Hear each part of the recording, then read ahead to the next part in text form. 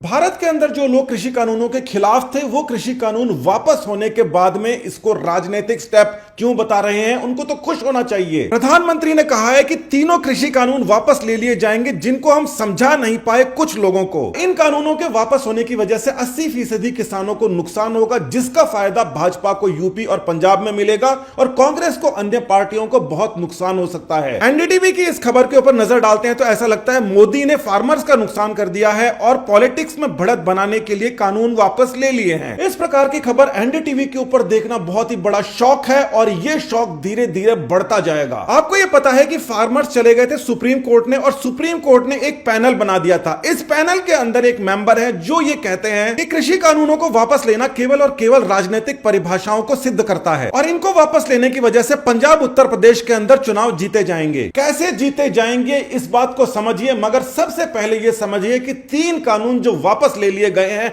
उससे नुकसान क्या हुआ है। पहला जो कानून था उसको कहते हैं farmers produce trade and commerce act. यह कानून कहता था कि कोई भी इस किसान के खेत पर आकर इसके फसल सब्जी खरीद के ले जा सकता है, इसको मंडी तक जाने की जरूरत नहीं है। मंडी तक जाने का किराया बचता था और किसान के खेत पर कई सारे लोग आकर खड़े हो जाते थे फसल खरीदने के लिए ज्यादा पैसे देकर। दूसरा लॉ था agreement of price assurance farm services act. यह एक्ट भी 80% किसानों के लिए एक वरदान कानून था, मगर इसको विपक्षी पार्टियों के ऊपर अब ठीकरा फोड़ा जाएगा कि उसने इसको हटवा दिया। यह कानून कहता था कि जो किसान हमेशा एक ही सप्लायर को सब्जी देते हैं वो एक कॉन्ट्रैक्ट बना लें कि अगर सूखा पड़ेगा तो भी वो किसान को कम से कम उतना पैसा देंगे कॉन्ट्रैक्ट फार्मिंग के अंदर। सूखे और बाढ़ की स्थिति के अंदर 80% किसानों के लिए यह कानून बहुत ही महत्वपूर्ण था, मगर अब उनको कोई कंपनसेशन नहीं मिल पाएगा क्योंकि वो कॉन्ट्रैक्ट ही नहीं कर सकते। ज्यादातर किसान हर साल एक ही सप्लायर एक ही आड़ती को ज्यादातर अपनी फसल बेचते हैं। कानून कहता है कि आप कॉन्ट्रैक्ट कर लो,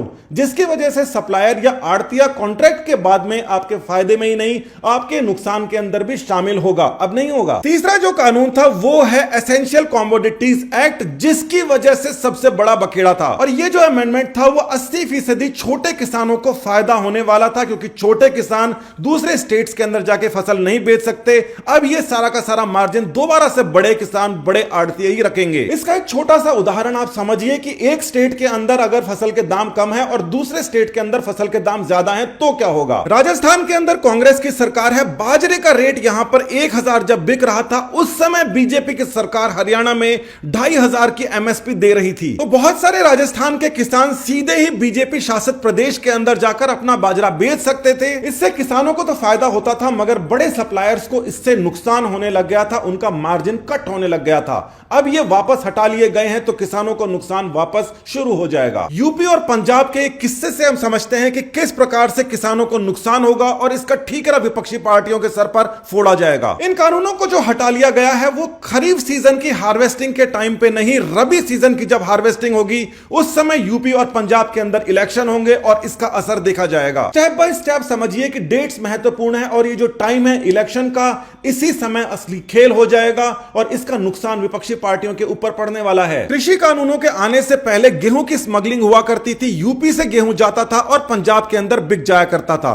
जो इसका मार्जिन था वो सारा का सारा ऊपर वाले लोग लिया करते थे और 80% जो किसान के पास में जाना चाहिए उसके पास में कुछ नहीं जाता था। अब कृषि कानून इसके बाद आ जाते हैं और ये जो 80% किसान है ये सीधा जाके उस स्टेट में अपनी फसल बेच सकता है जहां पर इसको ज्यादा पैसे मिलेंगे। इस पूरी प्रक्रिया में बड़ा ट्विस्ट वहां पर आ जाता है कि जिन किसानों को फायदा मिल रहा था इन कानूनों की वजह से और भविष्य के अंदर भी उनको फायदा मिलने वाला था, वो तो कुछ कह नहीं रहे थे और जिनको नुकसान हो रहा था वो जाकर पहुंच गए आंदोलन करने।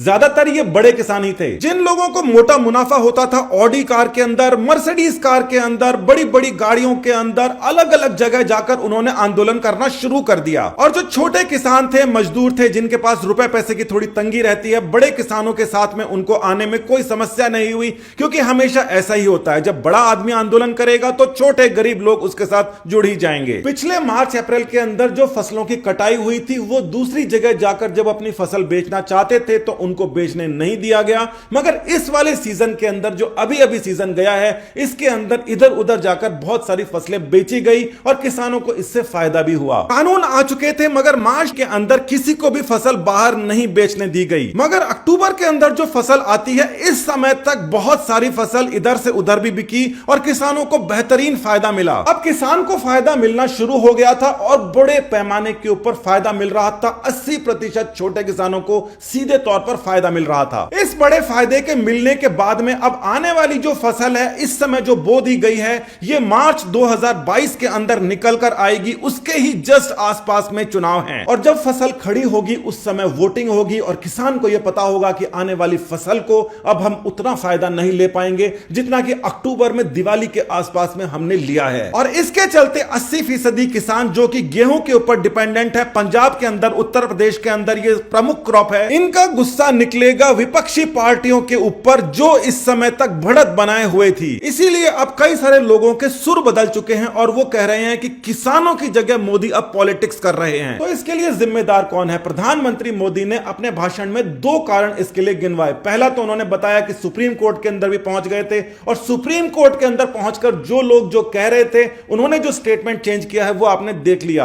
दूसरा कारण उन्होंने बताया कि वो किसानों को ठीक प्रकार से समझा नहीं पाए। कृषि बिल के आने से 5% जो बड़े किसान थे उनको ही नुकसान हो रहा था, मगर इसका जो सीधे तौर पर फायदा मिल रहा था 80% छोटे किसानों को फायदा मिल रहा था और साथ ही के अंदर 15% मझले किसानों को भी इसका फायदा मिल रहा था। ये जो 5% बड़े किसान हैं, इनके पास में सबसे बड़ा मार्जिन था। इंटरस्टेट ये ट्रेड किया करते थे, इनकी जमीन के ऊपर ये खुद खेती नहीं करते थे, मजदूरों से कराते थे या फिर आगे ठेका देकर छोटे किसानों से कराते थे, बड़ा मार्जिन खुद रखते थे।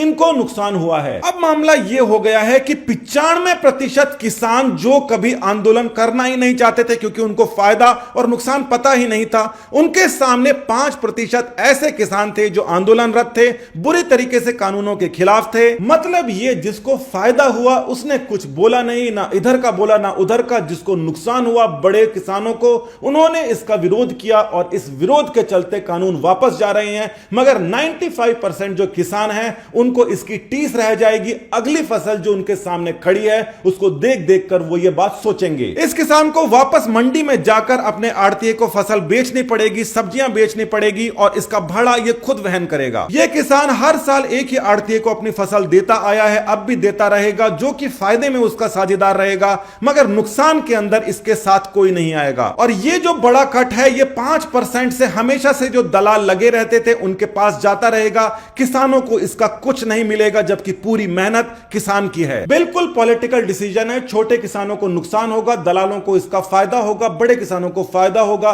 मगर एक मेजॉरिटी जो किसान थे जिनके पास में आस थी कि अब उनका सुनहरा भविष्य होगा, उसके सामने ये आंदोलनकारी आ गए। किसान मूर्ख नहीं है, उसको पता है उसका फायदा क्या है, बस उससे गलती यह हो गई कि वो चुप रह गया जो चीज उसके फायदे की थी उसके समर्थन में आने से। कृषि कानूनों को आने के बाद में कई जगह चुनाव हुए जहां पर ज्यादातर बड़े किसान नेता तो चुनाव हार गए और उनको इंटरनली पता था ये उनको नुकसान दे रहा है और इसकी डिस्कशंस बंद हो चुकी थी। मगर इस समय इनका वापस ले लेना इन डिस्कशंस को बढ़ावा देगा और आने वाले समय के अंदर ये मेन मुद्दा रहेगा जो कि भाजपा इसको आराम से ले जाएगी। ऐसा होना नहीं चाहिए था मगर ऐसा हुआ है।